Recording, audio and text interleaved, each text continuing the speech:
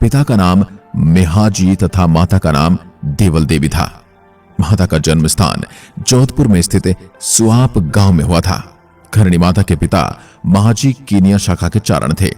मेहा मंगलिया द्वारा स्वाप गांव उदक में मिला था, जो कि जोधपुर जिले की फलोदी क्षेत्र में है। इसी गांव में लोक देवी करणी माता का जन्म हुआ था। माता के जन्म की कहानी बहुत ही विचित्र और रोचक है। मेहाजी और देवल देवी के कोई पुत्र नहीं था, केवल 5 पुत्रियां ही थी। मेहाजी को कोई पुत्र नहीं होने की वजह से हमेशा चिंतित रहते थे। इसी चिंतित अवस्था में उग्र होकर उन्होंने हिंगलाज माता जाने की सोची, जो कि पाकिस्तान के बलूचिस्तान क्षेत्र में है। मेहाजी ने माता हिंगलाज की यात्रा प्रारंभ कर दी। माता हिंगलाज उनकी भक्ति से प्रसन्न होकर इन्हें दर्शन देती है। तभी मेहाजी ने वरदान स्वरूप अपना सम्मान मांगा। हिंगलाज माता तथास्तु कहकर अंतर ध्यान हो गई। कुछ दिनों के बाद देवल देवी को गर्भ हुआ। जैसे ही गर्भ प्रसूति के निकट पहुंची तो मेहाजी ने मोड़ी मुलाणी और आख्या इदानी नामक दाई को देवल देवी की देखरेख में लगा दिया। प्रसूति का समय निकल गया, अर्थात 10 महीने, 12 महीने, 15 महीने और 18 महीने बीत जाने के बाद भी प्रसव नहीं हुआ। तो आख्यादारी ने सोचा, पता नहीं कब यह बच्चा जन्म लेगा। मेहा ज्यादा दिन नहीं रुक सकती और वह चली गई। तो मोड़ी मुलाणी नामक दाई ने ही देवल देवी की आगे देखरेख जारी रखी। एक दिन सपने में देवल देवी को माता दुर्गा ने साक्षात दर्शन दिए और कहा, बेटी तुम सब्र रखो, मैं जल्द ही तुम्हारी कोख से जन्म लूंगी। करीब 21 माह बाद देवल देवी ने एक शिशु को जन्म दिया। अब मेहजी ने अपनी बहन से पूछा कि क्या हुआ, लड़का या लड़की? तो बुआ ने गुस्से में तंज कसते हुए कहा कि फिर से पत्थर हुआ है, अर्थात फिर से लड़की हुई है। इन्होंने अपनी अंगुलियां अर्थात मुट्ठी भींचकर गुस्से में यह बात कही तो उनकी सभी 5 उंगलियां ऐसे के ऐसे चिपक के रह गई। उन्होंने सोचा शायद मुझे बादी हो गई, परंतु यह देवी का अपमान करने की सजा थी। जैसे देवल जी को पता चला कि पुत्री हुई है, उनका मन कुछ उदास हुआ, परंतु विधि के आगे कोई कुछ नहीं कर सकता था।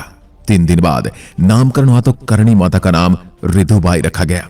धीरे धीरे समय बीतता गया और माता रिधुबाई बड़ी होने लगी। एक दिन रिधुबाई की बुआ पीहर आई हुई थी और वह 5 बहनों में सबसे ज्यादा रिधुबाई को ही प्यार करती थी। एक दिन वह बाई को नहला रही थी, तब एक हाथ अपाहिज होने के कारण वह सही से नहीं नहला पा रही थी। तभी रिधु ने कहा, आपको क्या हो गया है? तो बुआ ने कहा, मेरा हाथ सही नहीं है। तभी रिधु ने बुआ का हाथ अपने हाथ में लेकर कहा, तुम झूठ कहती हो, तुम्हारा हाथ तो बिल्कुल ठीक है। ऐसा कहकर जैसे ही माता ने उसका हाथ छुआ तो उसका हाथ पुनः स्वस्थ अवस्था में आ गया। यह चमत्कार देख बुआ ने देवल देवी और मेहाजी से कहा, आपकी पुत्री कोई साधारण पुत्री नहीं है, यह कुछ कारण वास्ते इस संसार में आई है। तो बुआ ने इनका नाम रिधुबाई से बदलकर करणी बाई रख दिया। तब से पूरा गांव इन्हें करणी माता के नाम से जानने लगा और आज ये रिधुबाई संपूर्ण विश्व में करणी माता के नाम से जाने जाने लगी। करणी माता जब धीरे धीरे बड़ी होने लगी तो समाज की ओर से मेहाजी पर दबाव पड़ने लगा कि अब करणी माता के हाथ पीले कर देने चाहिए, क्योंकि इतनी जवान बेटी को ऐसे घर में रखना उचित नहीं माना जाता। मेहाजी पूरे समाज के दबाव के अंदर आ चुके थे। मजबूरन उन्होंने अपनी बेटी का विवाह करना स्वीकार किया, परंतु करणी माता के लिए कोई वर नहीं मिल रहा था। पिता की चिंता बढ़ती जा रही थी। तभी माता करणी ने अपने पिता से कहा कि साठिका गांव में केलोजी बिट्टू के यहाँ शिवांश अवतार लिया है, उसी से मेरा विवाह होगा। मेहाजी ने माता का आदेश पाकर केलोजी बिट्टू के पुत्र देपाजी से यहाँ शादी की बात शुरू कर दी। देपाजी करणी माता के बारे में जानते थे तो उन्होंने विवाह को बड़े साधारण रीति रिवाज से करना ही स्वीकार किया। विवाह संपूर्ण होने के बाद बारात वापस लौट रही थी।